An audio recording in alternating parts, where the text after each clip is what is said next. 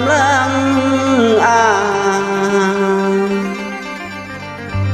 กำลังบาน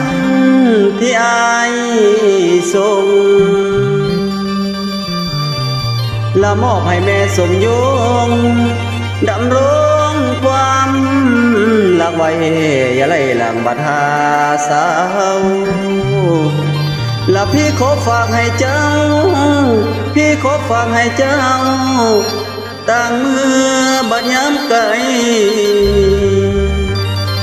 เบิดอะไรให้นางห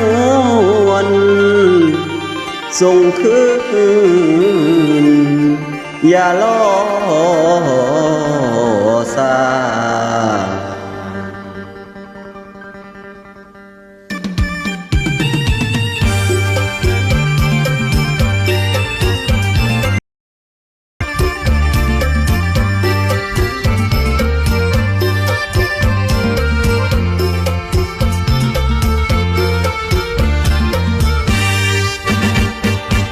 14 กุมภาพันธ์วาเลนไทน์ของขวัญจากใจสันมอบแต่เธอฝากใจให้ดวงนี้ที่มันละเมอ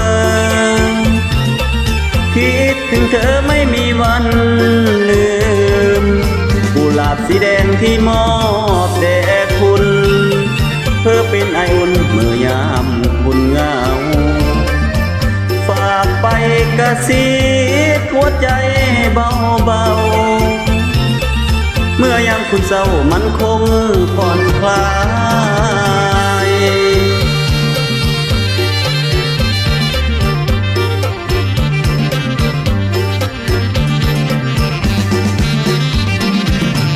สายวันที่14 กุมภานางจำนงจื้อสายถือดอกไม้มาให้สื่อยังคิดเบิ่งครั้งเฮานั่งคุยกันเคยอาโหนนุ่นตักหลับนิ่งลานั่งจำได้หรือว่าลืมละนอสาธุเด้อคิดพ่อวันนั้นแม่ไทยหัวใจที่มอบให้นางกุหลาบสีแดงวันละวาเลนไทน์ดวงจิตของพี่สบายดวงจิตของพี่สบายถึงเป็นกระต่ายหมายจันก็ยอมซ้อมอยู่ไหนสิล้นเมื่อใดสิพ้นจ้องจันบนฟ้ากระต่ายยังปรารถนากระต่ายยังปรารถนาวันใดจันทราจะหล่นลงพื้น